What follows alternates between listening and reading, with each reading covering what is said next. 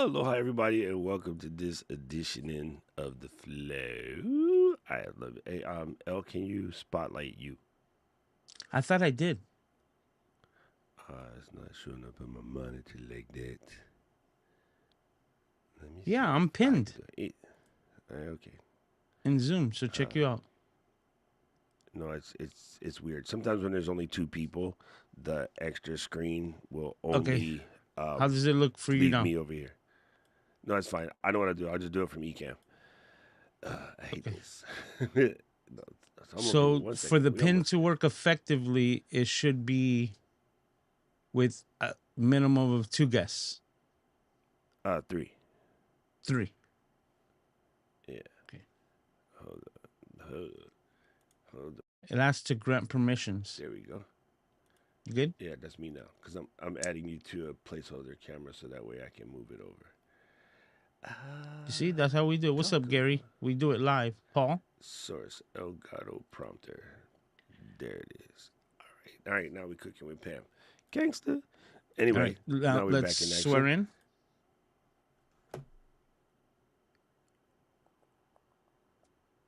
There we go. Ooh, All right, and now you're ready to just go. do it again. Aloha, Pro Riders, and welcome to this edition of The Flow. This time you got me, Doc Rock, along with our producer, Mr. Camera Junkie. Hello, Luis. How you doing, Doc? Today we're going to continue our Flow production conversation, get into some tips, sort of remind you if you didn't see the last one. In the previous episode, we talked a little bit about how we produce the flow and how we make this video podcast and stuff way easier because still, I just came back from two conferences. And the only thing I ever hear is, I don't do video because it's harder. I don't know why that makes me chuckle because video is easier. I I really think don't so. understand how everybody thinks it's harder. Video is easier. The other one that's kind of funny is people often say that video is expensiver. That's not how they say it. They use real English. Hmm. But I'm like, nah, not really. Nowadays, it doesn't have to be because everyone owns a phone. Like, unless you're one of those people who are on an iPhone 8, you're kind of good. I mean, pretty much everybody has a phone. So if you did nothing but fire up Ecamm and put your phone on, you're kind of gangster. But if you do go in nowadays, you can get cameras like Paul. Paul's rocking $120 camera. That looks good. It looks good with Hmm. his face in it. Don't tell Paul we said that. so first of all, welcome. We're gonna talk about this. If you have questions, of course, you can throw those joints into the chatty chat, and then we can get at them. And I guess what was your key takeaway from the last conversation, L? What kind of popped your socks over there?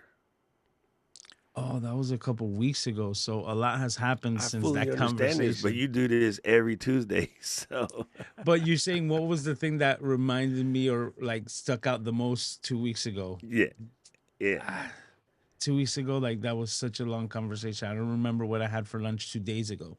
But I'm being honest. But it just depends on which aspects because there's always a lot of different things. I think we were getting into and we were starting to scratch the surface of like the post production aspect of it, which is what I Yeah. think like I wanted to touch into, which we're gonna talk about today. Yeah, so we're definitely going to talk about the post production.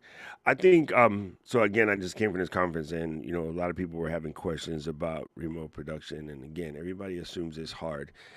And it kind of seems the one thing that people are kind of stuck on is understanding the idea of you calling a producer and the producer pressing all the buttons for you.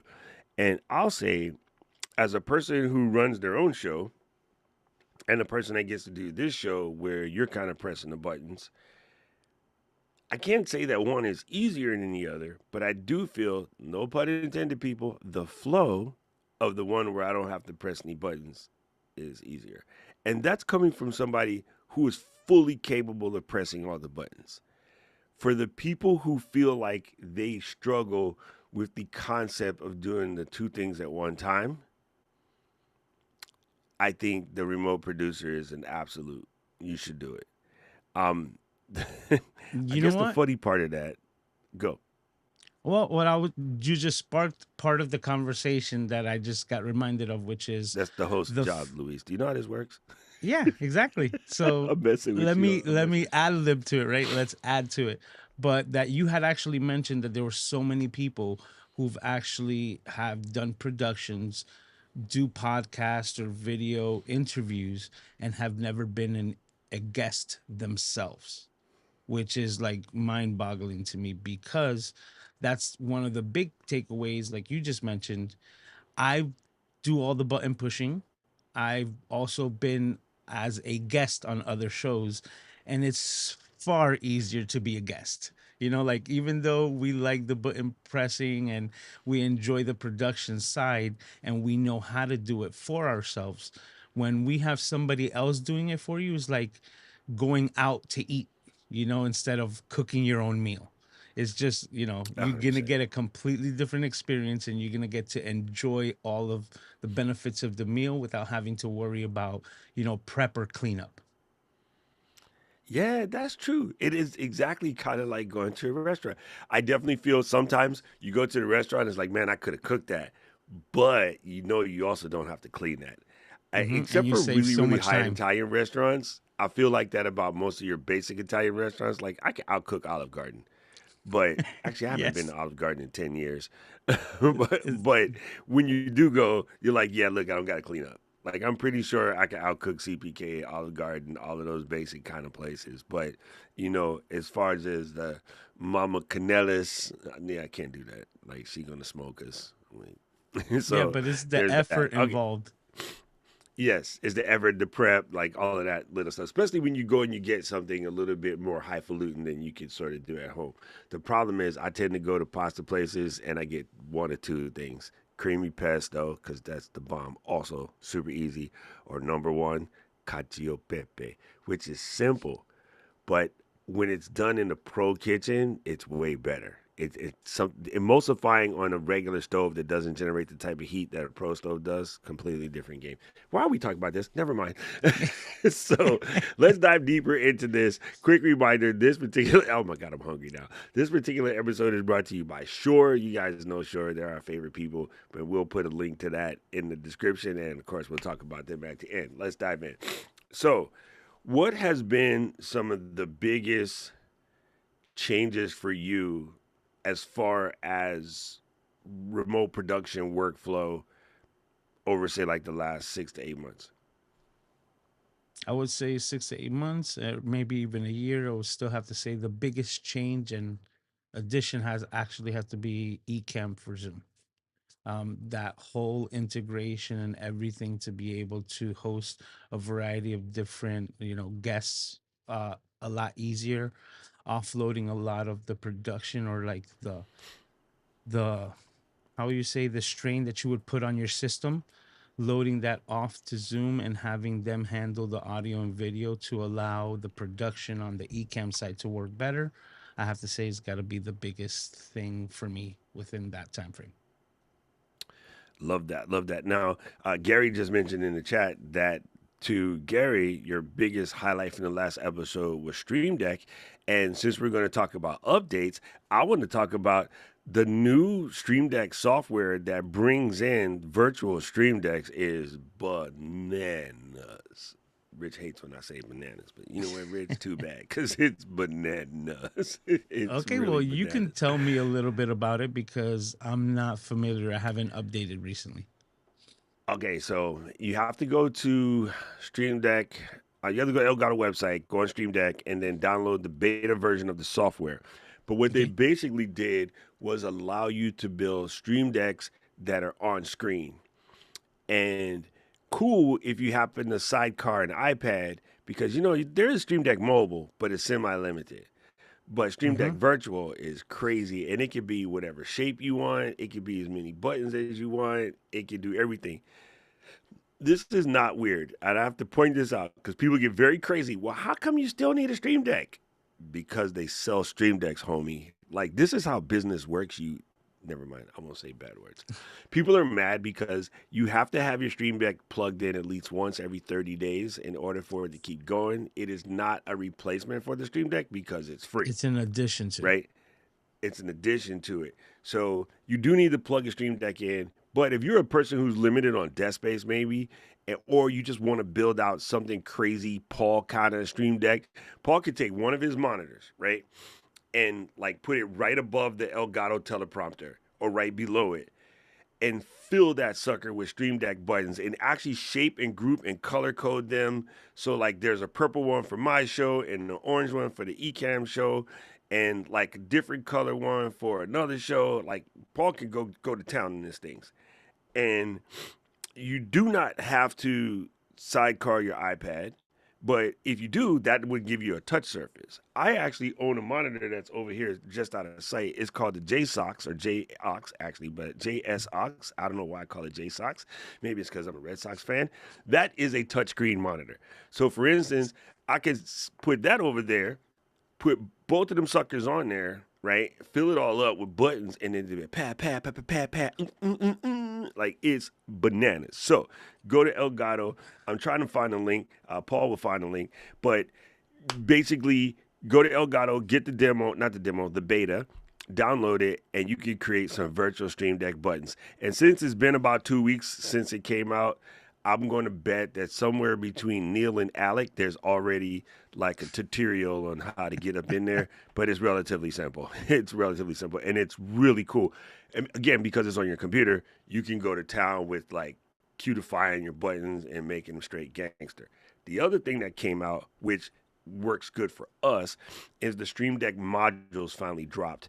And Stream Deck modules allow you to like 3D print or wood cut or paper craft your own situation when it comes to how you want the layout, because you basically just get the board. All the plastic is missing. It comes with a board that has a USB in the bottom, and so you could build your own thing. So people are like routing out the thing in the desk. Like I got a Yeah. big old, I'm about to say a bad word. I got a big tree right here. Like it's a 4 inch tree, koa.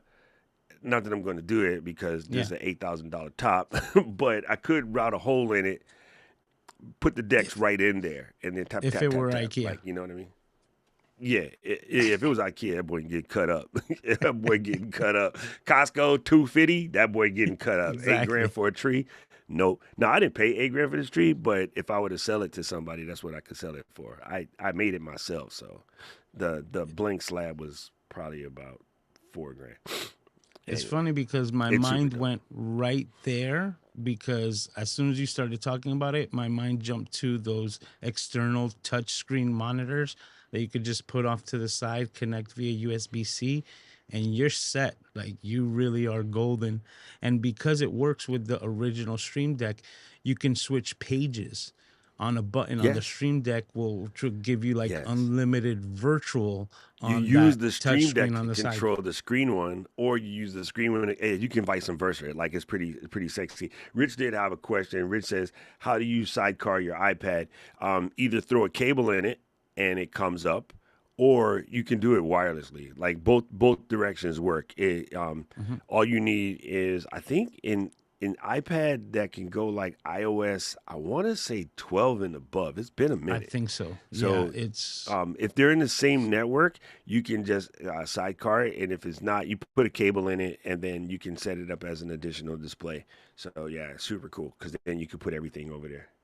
but yeah, the only thing you would just need to check to make sure is that your iPad can handle sidecar because not all of them had the capability to do it. And if so, if it's connected on the same iCloud account, then they should communicate to each other the same way that your phone kind of connects to your system as continuity camera. The iPad should connect the same way as sidecar. So Rich is saying that he hasn't been able to get it to work with the iPad. I'm gonna go get. I'm not gonna get my iPad right now because I can't leave Luis to talk to y'all for 10 minutes while I walk my fat butt upstairs. But I'm gonna try it after this. I'll bring it. I'll bring it down and I'll try to put it on the extra iPad because I mean it should work. But I mean at this point in time, you can get a touchscreen display from Temu for like 25, 30 bones, and like that would work. All right, let's go. Well, Anyway, so that's a cool update to me.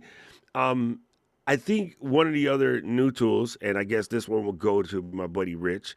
Not really a production tool, but a pre-production tool, and that is Magi, which is an AI tool that allows you to use all of the top bots or AI, platforms for a single price, and it's pretty cool. So you can use Claude, ChatGPT, Llama, Deep Search, Deep Seek, whatever the heck it's called. You can use Gemini, if all the pro versions basically for $20. And I've been playing with it so much that last night when I was finishing up my episode, it said you ran out of words because I've been playing with the image thing too much and it eats up the most words. I literally just, I worked that sucker to death, bro. It is mad. It's like, nah, dude, you're done. You're done for a couple of weeks. But I think my usage is probably way heavier than most kin folks. Uh, it says I use 99,989 words, and you get 100 grand. But I got 6 days until it resets. So I guess luckily for me, I can go back. It says that my current word usage actually after that last push is 100,389. So I went 389 over. So I'm like, this is pretty gangster.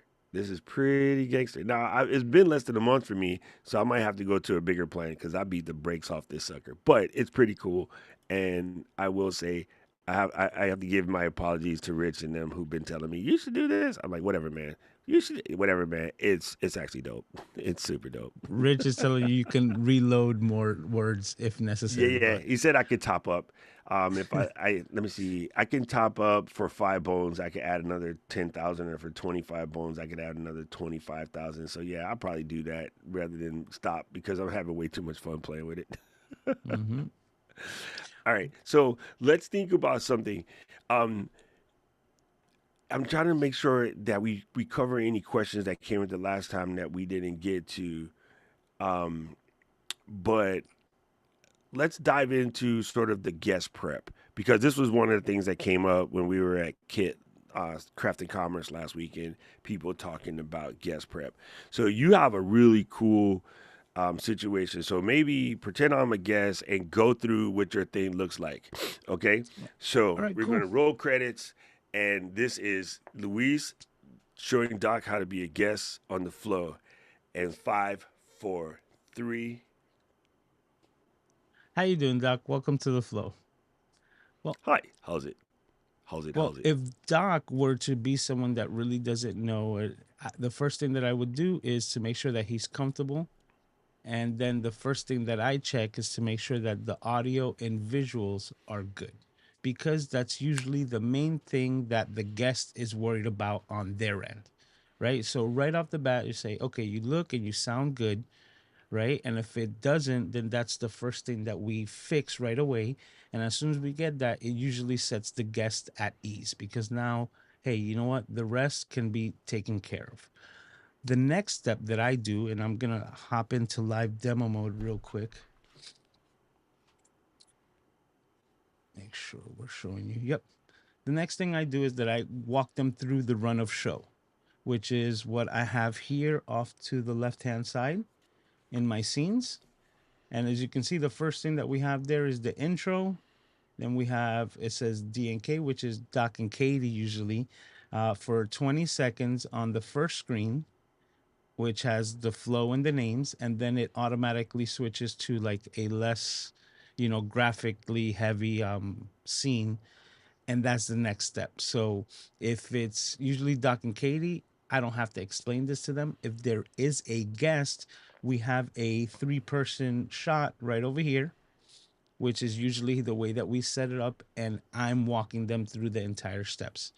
Once I've basically set everything up in the background, I will then go to the guests and show them the runner show and tell them, hey, this is exactly what we're planning to do in our show. First, we're going to start with our 20-second intro. We hop into the Doc and Katie scene where they will introduce you as a guest. As soon as they introduce you as a guest, we will then go to the 3-person pop up, which would be this scene. and go, this is where the remainder of the show is going to happen. Once we get to our ad reads, oh, that's not the shot that we need. Once we get to the ad reads, we will then talk about the flow. Then we talk about shore, and we will come back to that 3-person shot right here. But in this case, is the 2-person shot to close out the show. At this moment is when I usually ask the guests if they have a presentation or screen share that they might want to add to the production. And if so, we'll set all of those things up the same way. I'll go through the scenes and set up the screen share for that guest. And then, once again, to set them at ease, I ask them, do you have any questions on the way that we have the production, or is there anything that you feel like that you would like to know before we go live? And that's my sort of walkthrough and run of show that I do, depending on exactly what guest and what we're presenting, that I do before we go live, just to set the client's mind at ease. And it's really helpful. I've watched the people go through this and seen their face change in the middle. Like literally watch them go through. So I did want to point something out. John was asking a question about doing a podcast with a single remote guest. Can you just use the interview mode? Absolutely, the interview mode does work. I will tell you, even as an Ecamm person who used interview mode for well over 4,000 hours. Like I've been in that sucker 6 days a week sometimes. Zoom is way easier. Zoom is 15 bones a month. I'm hard pressed to be like why you wouldn't give up them 15 bones a month for Zoom just for this, because even then your what's the word I'm looking for? Your production is simpler. Your guests are more comfortable because your guests, everybody, your cat knows how to use Zoom. Your dog, roaches know how to use Zoom. But Mm-hmm. when you interview mode is simple. It's simple. It's so look frustrating to me because there's no reason why any human in this planet can't open a Chrome browser and basically have the same experiences we have in Zoom, but there is a mental block. And you spend so much time combing through that mental block. I have that scene hidden and it still plings. Why is that? Anyway, that thing, like it really, really does make people lose their cookies. And I can't say I understand it, but I've experienced it. People just have a mental block when it comes to using the Chrome, interview, dial back in. You can't use Safari. Then they got Mm-hmm. questions. Well, does it work on a PC? If it works on Chrome, it works on PC. It works on Linux. It works on B&W dashboard. It works on Any anything browser. because it's just Chrome. But you can't get that through the muggles. Muggles be muggling out here. So I honestly, people would tell you, John, because you're new here.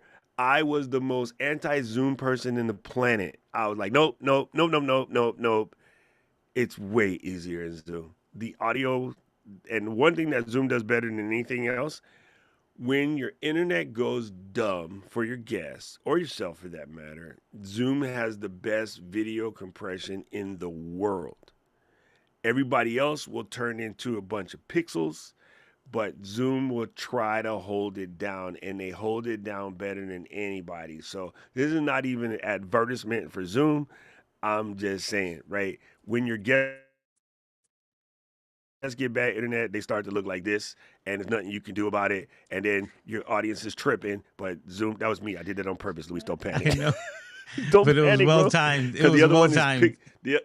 the other one is pixely instead of like. But yeah, trust me, it's worth $15. If you gotta rob somebody to get them $15. But like definitely, I dude, I work here, and I would tell you that ours is the best. But some of the things that happens with that tool are out of our hands. Mm-hmm. So yeah, Zoom is just better.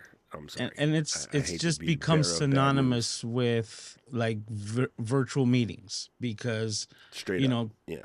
going back 5 years, nobody even uses Skype anymore, and that's the whole thing. Yeah. Like, Zoom put Skype out of business.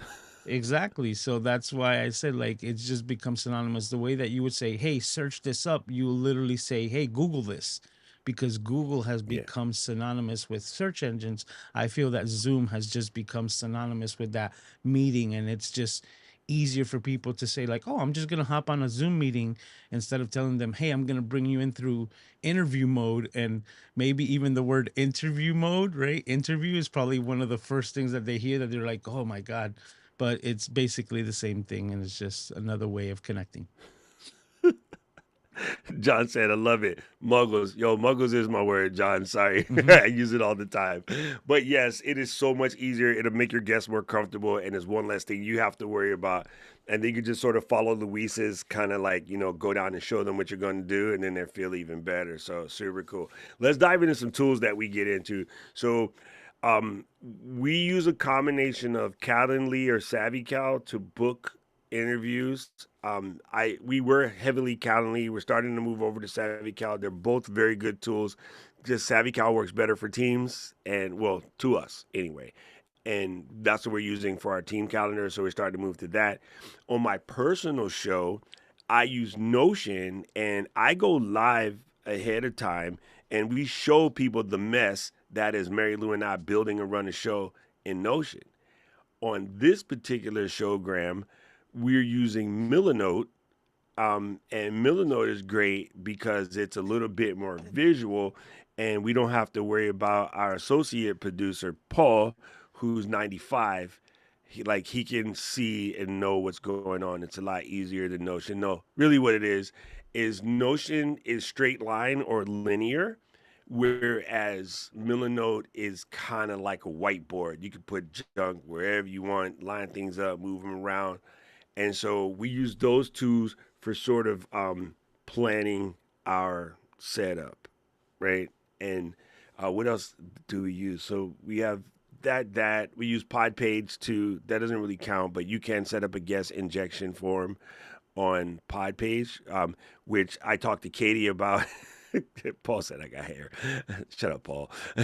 I talked to Katie about when we were at Kit because we were dealing with some guest flow there, and I was like, we should go ahead and just get a guest form up on the site on PodPage so that way people can just come in and fill out the form, upload their headshot, get like a checklist sent to them, the whole 9 yards. So there's some really cool things that you can do for your show. And do you do anything from the producer side to say warm up to get ready, or is it just you like battery, you ever ready, not the battery off the shoulder? I actually do, but If you got the battery asterisk. off the shoulder reference, you're old. I just wanted to let you know. Okay, go ahead, Louis. Sorry. Well, the asterisk is that it's something that as a producer, once you have a run of show and you produce it, maybe let's say 110 times, like we have with the flow, you actually tend to have a flow already with the process, which is almost like driving a car. Like where you could just hop in and you already know what you're doing. You just need to get to your destination. But at the same time, for me, I wake up or say like I start getting done like early, and I wake up to I do comedy. That's just what I do. I listen to audio comedy, and I wait for a track to actually like really get the tears coming out of my eyes. And once that happens, I actually shut it down so that I can resonate in that high like high energy fun vibration.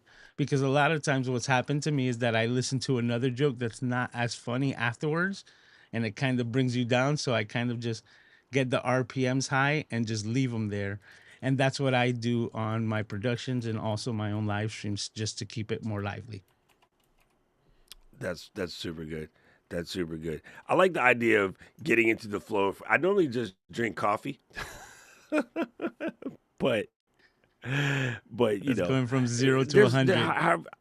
however you do it is up to you. However you do it is up to you. This is super cool. Okay, so wait, Paul is in Melanosian. Melanosian. That is the weirdest thing I've ever said. Melanosian. Paul is in Melano moving things around while I'm trying to talk. Like, stop messing with that. I looked over and I seen a little mouse go Paul right across the screen. Yeah, so that's one of the things that's cool about Milano and Notion is that Mary Lou and I can work in it together, and in Milano we have myself, Paul, Luis, Katie, I believe Jill.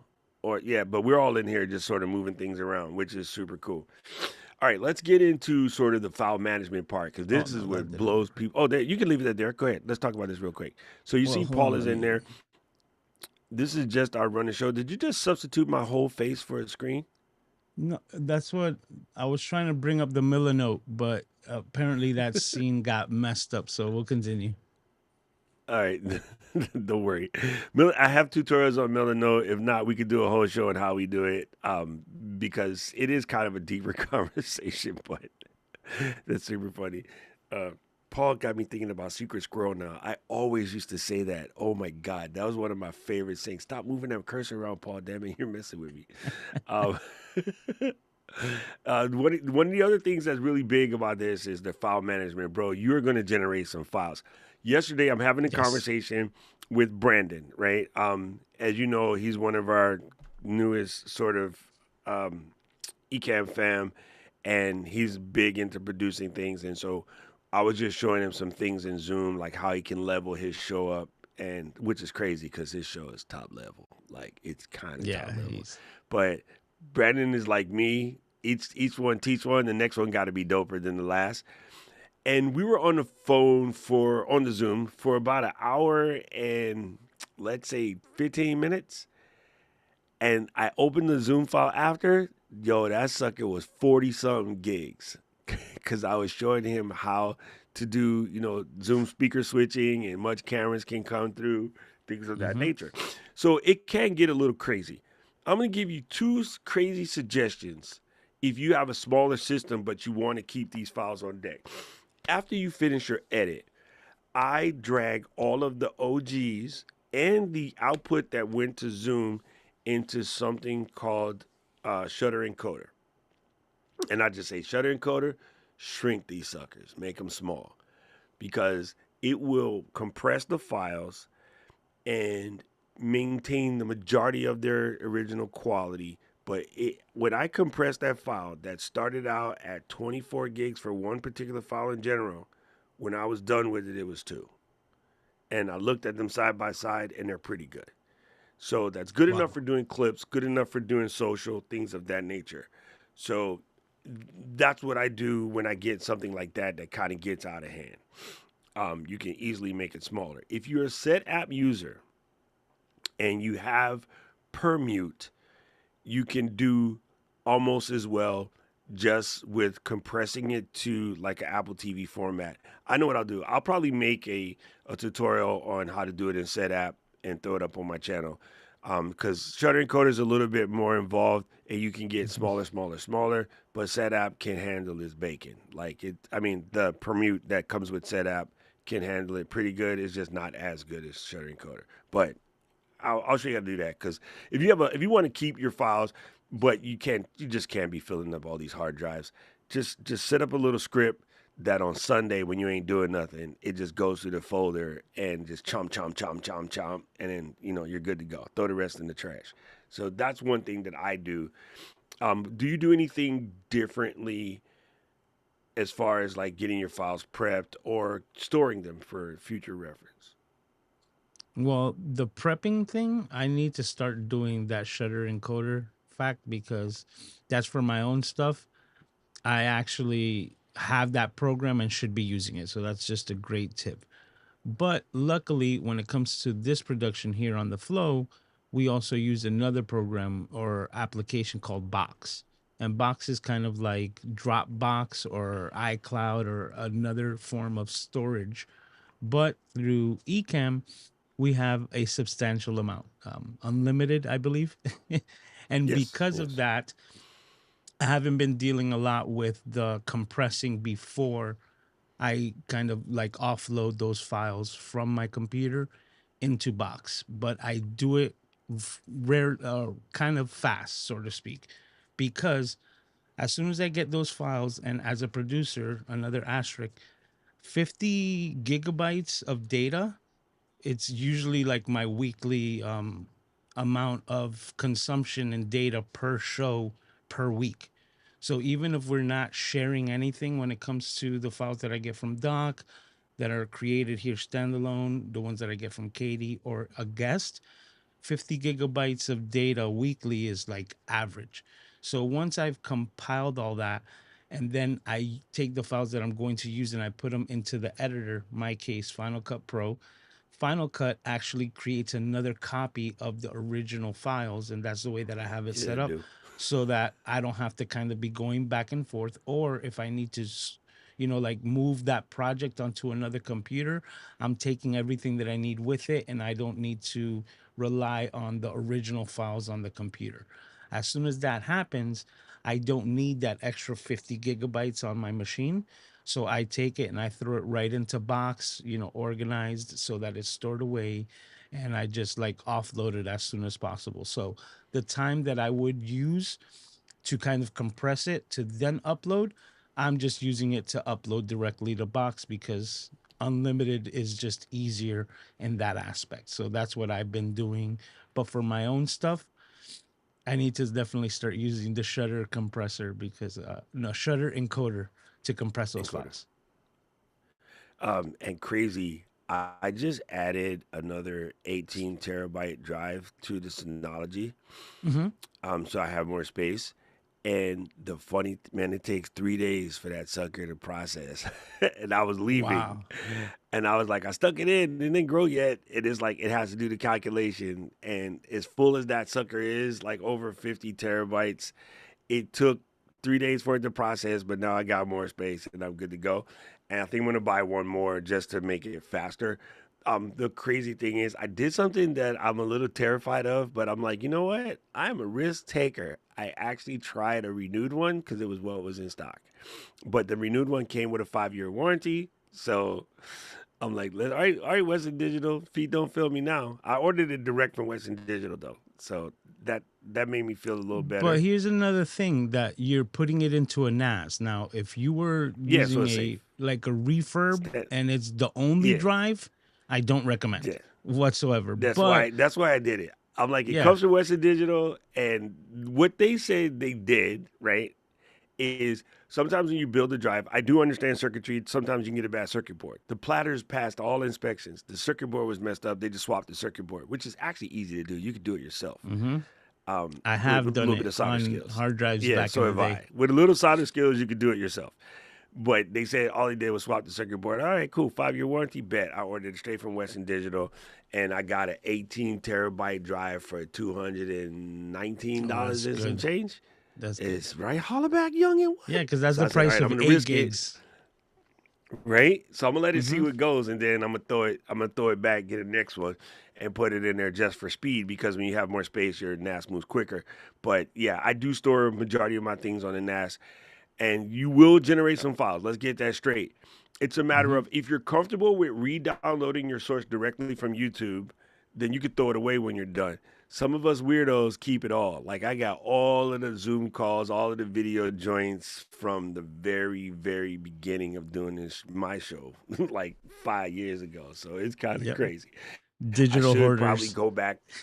Yeah, I should go back and chop off the last 3 years and only keep the last two, which I started doing for more of the Zoom stuff. But the Ecamm recordings, I don't know. There's something about it. Something about Mary that's got that going. All right, so let's talk about something real quick. What is it like being a producer? Like, that's so silly question, but it makes sense in my head. How does it make you feel? Well, that's funny because you said it's a silly question, but it's probably maybe my favorite so far because I absolutely love this, right? Like, if I had nothing to do and I had all the time in the world, this is what I'd be doing. I'd be messing with this type of tech and just learning and nerding out because it's what I love to do. And I'm very lucky that I also get to make money doing the thing that I love, which is like they say, if you do what you love, you don't work a day in your life. And it seems a little funny, but that's how I feel when it comes to these productions because, like I said, I take my time and I start prepping hours ahead of time of the actual production because I love it. I would love to be in front of it and I'm doing all these little nuance and 9 times out of 10 I'm switching something that nobody's even going to notice. But that's what I love about it, right? And the fact that I get to do this and then produce a high quality production for somebody else and have them like not only enjoy it but enjoy the experience, and the final product is something that's, very viable. That's what makes it like the best for me, and that's why I'm, like they say, a pig in mud, because I'm really in my element. I just met, not just met, I saw again. I met her like maybe 3 or 4 conferences ago, but I met this lady Maribel.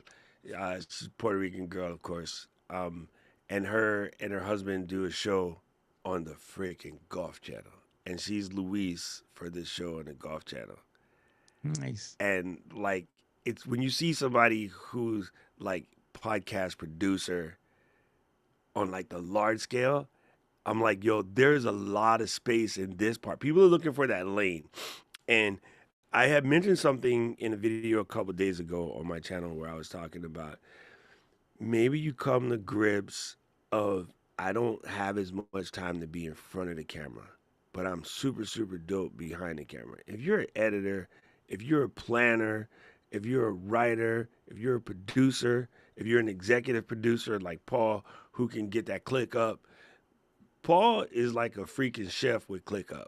I don't give Paul credit for much, but when it comes to ClickUp, he's like, sit down, let me show y'all this. Blah blah blah blah blah. Boom, done. I present you ClickUp à l'orange. Like it got all the everything. The databases are insane. There's space for everybody out here, even if you like. I can't do the on camera thing. Like I can't talk. So there's space. And Hmm. if you were to go into the linked event, there's choke people looking for you. And it's funny because I'm gonna John, I'm not picking on you. I know you're brand new. You just maybe didn't think it was worth $15. But I want to say maybe you have somebody like John that's saying, I want to do this, I want to do this, I want to do this, but it's gonna cost me like $40 a month. If you're really good at the graphics part, yo, you can make $500-$600 a month just making thumbnails.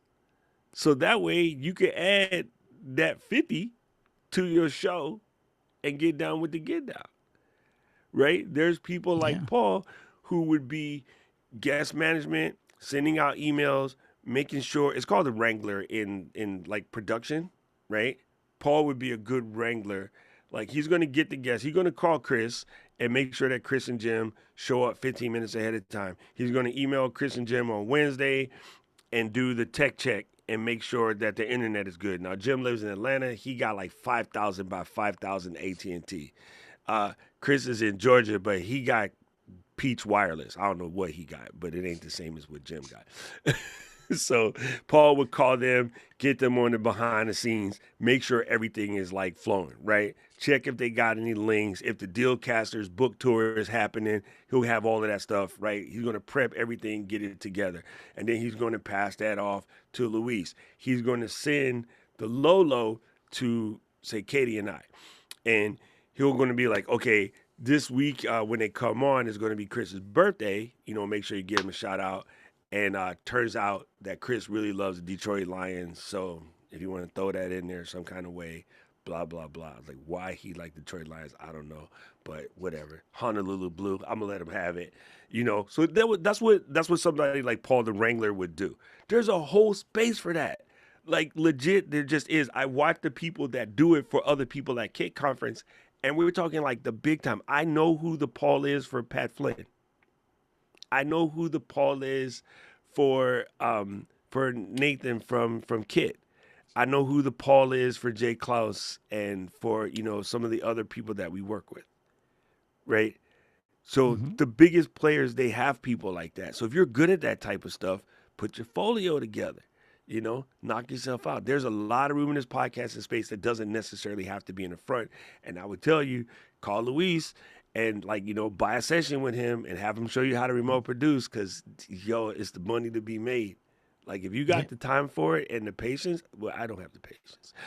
Somebody just called me yesterday and was like, I got like 10 grand for you to produce half a season of these podcasts. I'm like, can't do it. I ain't got the time.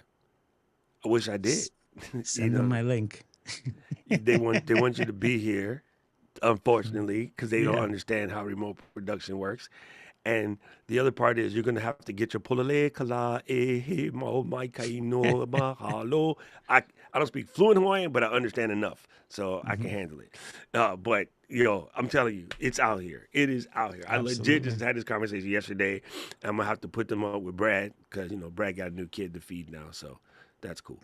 Yeah, but anybody could understand this from the aspect of going to a concert, right? Anyone who's ever been to a concert, you go there for the talent on stage, which is the reason what brought you out of the house to go to this venue.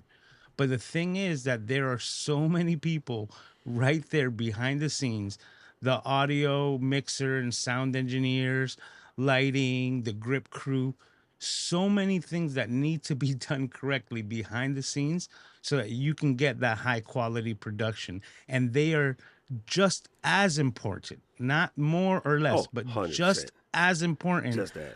as the talent on stage that you're there paying the ticket for. And if they were to not do their job, it is like the lead singer, trying to sing with like strep throat. It is like it's not Yeah. gonna happen. And they're just as important, except you will never know their names. And those are the behind the scenes producers like myself.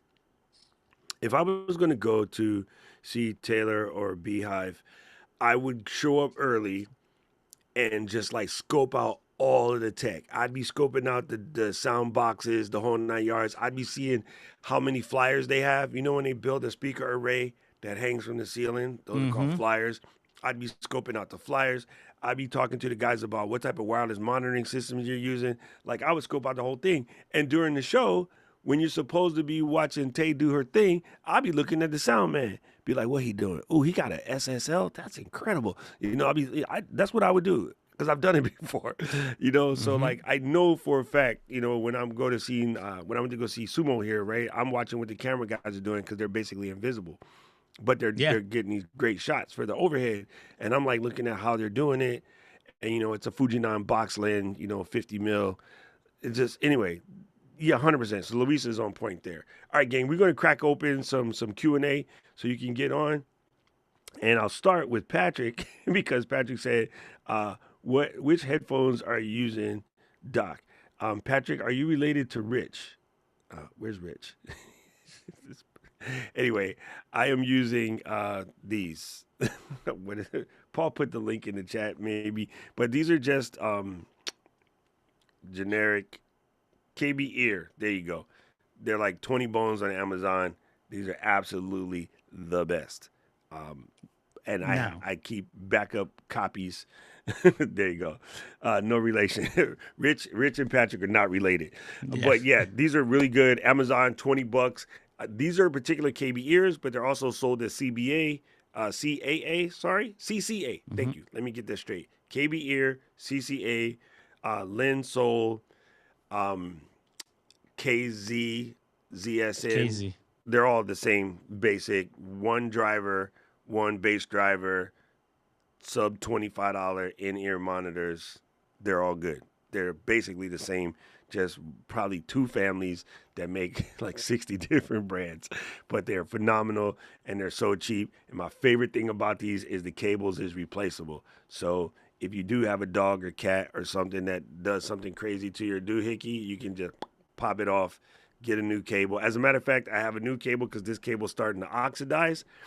And I just found out they came out with a brand new purple cable. Oh, done. It's like 30 bones. The cable costs more than the headset, but I'm that dude, so I'm Yeah. fixing to buy the new purple cable because it's Yeah. dope. Now, just to I add to have that, backup ones in my case back here. Yeah, they're just incredible. Go ahead.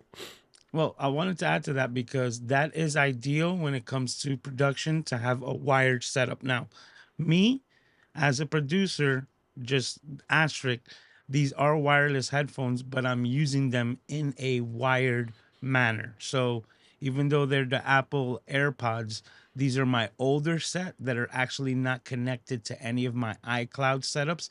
They're only connected to this little transmitter that I have here that just has a standard, headphone jack. And that's what I have connected. So anything that I connect that to goes directly to these wireless, which is just a feature that I have to cater to my son. But if it wasn't for that case, I'd be using a wired headset because that's what's ideal when it comes to being a guest and also your own productions. Yeah, and one thing that's bad about AirPods, as beautiful as they are and as good as they sound, all you need to do is be in the middle of your show and like your kid come in and pick up your phone and it just jumped over to your phone. Yes. You know what I mean?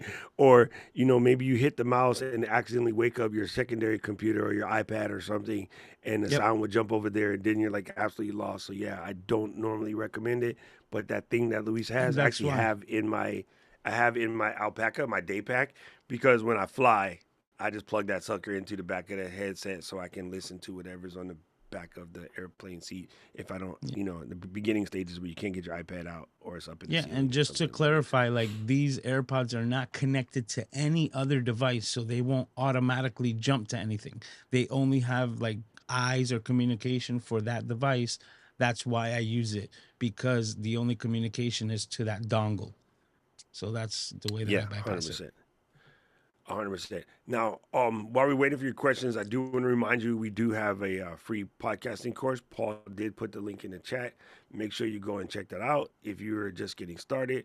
It's a living course, so we're constantly updated when something fresh and new comes out. Like we go to town with that, and it's weird to say this, but it's good. it's, Hmm. it's weird to say that about something that you made, but it really is good. And I like the fact that it's a living course, so that does allow us to constantly update it, so we can keep you going on what's going on. And then again, open for questions now. If you have any questions, please throw them in the chat. I think the another thing that's just really important to suss out is how important doing your podcast on YouTube is right now. It's phenomenal. Like more and more and more, I go into those search boxy there, and whether it's Gemini or Google's new AI search or Perplexity, it's snatching these results basically from content that's produced. It's really really helpful. And so Yeah. if you are an expert, like our buddy Rich Graham is an expert at getting say premiums for your business, right? And so we're buying stuff for camp right now. So Paul, Katie, Jill, Caleb, and I, we've been looking at various things, right? Like, say you wanted to buy a bunch of branded bottles like this Hydrate Spark with a little LED that reminds you when to drink, and you're like, I want to get, XYZ premiums or whatever. All of that content that Rich produces now is a larger portion of the search diaspora than ever before. So, because he's producing video content and shorts on his Instagram, it's funny. Is it still Instagram when it's Rich Graham? Is it Instagram Gram? Is it a It's Gram Gram? Insta Anyway, Rich. never. It's Insta Rich. I wish I was. But those results are going to come up because Rich is actually doing that work. He's going to come up higher than some of the other people who still think that, oh, I don't need to do social media because I don't like social media because it's too political. Like those guys are going to get smoked. So your feelings about the current administration or the former ain't got nothing to do with it. But if you're not out here producing because you quote unquote don't like social media, which is weird because YouTube is not really a social media, you're missing opportunity that's incredible. I was looking for stuff yesterday, and I'm surprised at how many times it shows me a YouTube video as the source for where that answer came from. It's kind of incredible, like Wow. incredible, super cool, right? And I'm just Hmm. comparing Cotopaxi backpacks because I need a new pack for travel for Japan because my tech bag is just getting a little bit heavy. And I was like, let me go check out these new Cotopaxi ones because they're just made out of recyclable materials. And me, I'm also all in on merino stuff. So I'm seeing if anybody, recently has stepped up to Unbound because Unbound is expensive, but it's the best. I'm like, anybody can step to that. So I did a little Google search. It gave me some stuff, and Quince got high praises, and Quince shirts are $40 instead of 100. So I tried them, and they're good. They're not Unbound. So I'm gonna stick to the 100 because I ain't that broke. But if you need a way to slide in, yo, actually I am that broke, but I just like good stuff. But if you like the way to slide in, Quince is a good. I could recommend to people Quince is dope. I will always say to them that my Unbound is better. It's softer. It doesn't have that little shine to it. But if you needed a good travel shirt that you could wear like 3 days and not stink, no matter how funky you are, I could tell you Quince is good for 40 bones. Actually, yeah, it was $38, so let's call it 40. Like these results are coming from the content that people made. Yeah, So that's very interesting. you got to make this content, fam. Like you are missing the boat. Like still tripping on stuff that ain't got nothing to do with you. I don't like the sound of my voice. I Yeah, don't like the sound of your voice neither, but I need the info you got. How about that? How about that? Let me come hard. I bet you didn't like the sound of all of your teachers' voices growing up in school. I bet you some of them got on your Nah, but nerves, I but tell you you still right learn now, from when I them. be trying to add up these charts I got, I'm like, Miss Rosen, you finally came through with your coffee breath. Now I need her. Before I was mad, like I don't need to learn this mess. I'm over here calculating spatial distances or whatever, and shipping containers and all this other mess I needed to do in order to do my doc pops. And I could do when I started calculating, like the shapes and sizes of microphones, I could smell Miss Rosen's coffee and Cool Miles all up in my face. But it worked. You know what I mean? Cool, With Miles. Ecamm, for with Ecamm 4, does it generate Zoom links to email to show guests? I think you meant for Ecamm for Zoom. Gary, you can't be missing words when your boy can't read. I got you, Gary. Um, you when you're in, I can't do it right now because we're live, but in the Zoom box on Ecamm, when you say generate a meeting, it will generate the Zoom link and then you can text or email that to your guests. You can also schedule your meetings on the zoom.com where you normally would do your scheduling, and then that auto populates the third button in Ecamm that says schedule. I had to think about it because I always forget to look there. Me and Paul, we be laughing last week, right? Last week, I was just about to text Paul, Paul, where's the hell the link to the thing? And then Paul was about to text me, where's the link to the thing? And both of us realized all you can do is press schedule. It's right there. When you click on the schedule box, it populates from the meetings that you set up on zoom.com. And we both forgot about it because normally the two meetings that we do, which is one coming up in about 60 minutes, it was my Tuesday stream and my Saturday stream. Those links don't change. So we have those set up, and then the one that we use for class. And so we were Mhm. doing a Ecamm Tech Talk, and it had been a minute because I've been traveling, and both of us kind of forgot what the link is, but it's in the schedule button. So Gary, absolutely, just go to schedule them how you normally schedule them with the website, or if you just want to do an ad hoc meeting, you can click on new meeting and it just opens. And then I I tell you what, that's how I do my calls nowadays.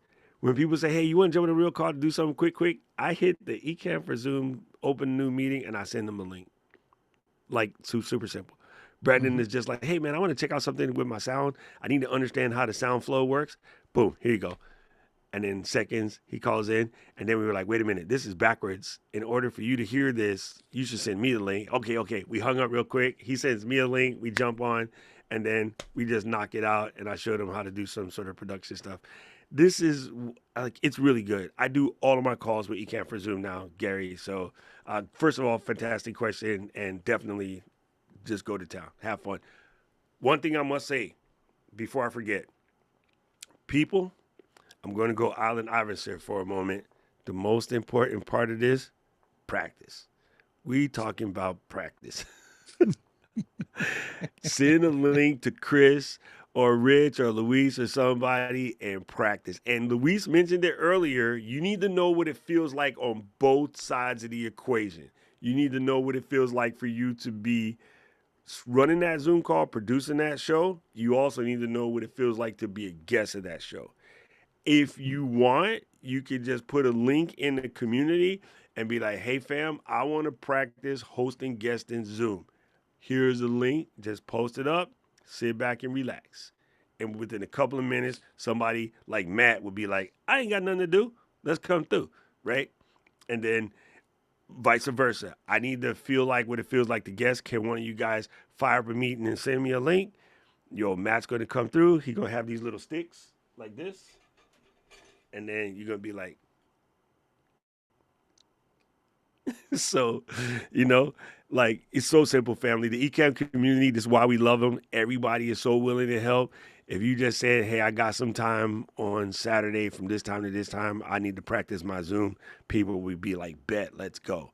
Paul and Branjo have been doing random practice sessions in the Facebook group. So just reach out if you need some practice, fam. You really got to do it. And Matt, we'd be like, "Hey, Matt, we need your help." Okay, well, I ain't finished the sentence yet. This legit happened last week, by the way. Hey, Matt, we need your help. Okay, whatever you want. Wait a minute, what do you want? That was exactly what happened, and Katie will prove it. Katie has my back. Matt's like, I'm down. I was like, Matt, you didn't even know we could have told you to stole a car. He was like, whatever, Ecamm needs my help, I'm there. He was like, Matt Man. Hi, I'm Matt Man. That one could be used. Thank you. That one, I Thank like you, that Matt. one. Thank you, Matt. I love you, bro. But yeah, like legit, that's how the Ecamm community is. Matt, Mike, Rich, Paul, like everybody who's hanging out. If you guys got questions, if you're new to this, just reach in the community and be like, fam, I throw up the Matt signal. I'm Mhm. gonna beat this pun to death, yo. To the Matt mobile. Let's go. Sorry, Matt. I'm gonna those leave are you those alone. are all good.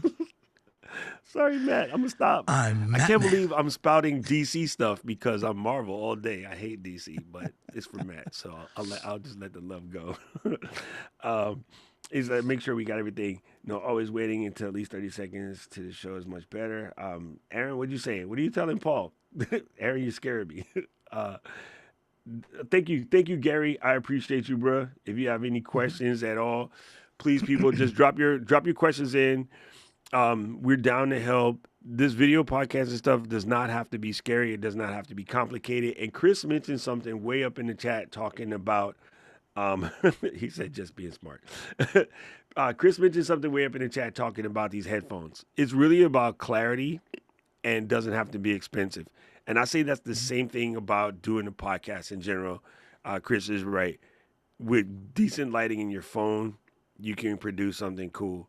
So don't overthink it. You kind of have to just press buttons and see where you are. All the rest of this stuff is learnable, but overthinking it doesn't learn you anything except for how to take ibuprofen from the headache. That's about it. That's literally about it. Because all of that pent up frustration just becomes a headache. And so just avoid the headache and just make something instead. That's the answer. That is the answer. Okay, guys, I wanted to remind you that this show and pretty much the last couple of episodes have been sponsored by Shure. So make sure you go and check out Shure, SHURE.com. That's SHURE.com. We use them, all our microphones. Most of the Ecamm fam is rocking Shure microphones, and we just absolutely love it. And of course, if you want to reach out to us, you can reach out to us at flow.ecamm.com. That's flow.ecamm.com. And that will allow you to get your podcast wherever your podcast getting is got. And just a reminder, we do host this on Captivate. So go and check out the flow. You can leave us a guest request. You can ask questions. You can leave us voicemail, leave reviews. It's all there. And pretty soon, we're going to put the guest in checklist so you can go and sign up to be a guest. That's cool. Any last minute things, Luis? Man, I swear I speak English. I promise you, Yes, people, I do because speak English. I want to add this in so that we don't make a third episode, right? Of the production, which is, excuse me, how we actually transfer our files now. This is the last little Oh nugget yes, because yes. Doc introduced me to a new program that since has been my go-to, and it's called Blip. Now, Blip is a like standalone program that works on your computer, and it's allowed Doc and Katie to transfer these big, massive files directly to my computer in a matter of minutes. It really tries to utilize your bandwidth and your high speed internet as much as possible. And I'm able to download a file from Doc, who's in Hawaii, in around a half an hour. so he doesn't have to like upload it to another system like Box, and then I have to then wait for it to process and then download it myself so that then I can start editing. With Blip, I'm getting these files directly on my computer in less than an hour, and I'm talking about 15 to 20 gigabytes files, and sometimes I've gotten them in minutes. So it depends on the internet, but I have to say, guys, check it out. It's super easy to use. You just sign up with your email, and pretty soon you'll be blipping files left and right. Blipping is the new verb. I think if I understand the way it works is when you're sending a file through something like Dropbox or Google Drive or whatever, you still have the overhead of the browser and the graphics and all of that. HTTP protocol, it takes a little bit longer. Blip uses something that's known as NTTP protocol. It doesn't have any imagery, it's just raw numbers. So when you don't prettify the packets, it's quicker. So it just flies. It absolutely flies. Oh my God, it's so good. So go ahead and check out Blip. Not sponsored, but dope AF nonetheless. Mm-hmm. Autofocus. That's what AF means. Autofocus. Whew, Yep. I forgot there's an Ecamm show. But we did Matt it. said. Matt said that's blipping awesome. See, Yep. he got the power of Madman and the jokes of Robin. Holy blipping Batman. Wait, holy Matman. blipping Batman. Yeah. Oh, camp is gonna be so fun.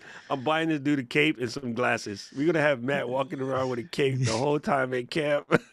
I love Wait, it. Paul, you need to throw up a link for camp just because y'all still got time to sign up, but y'all don't got a lot of time. Y'all need to stop clowning because I want to hear it. Nobody told me about camp. It seems so much fun. I don't want to And hear it.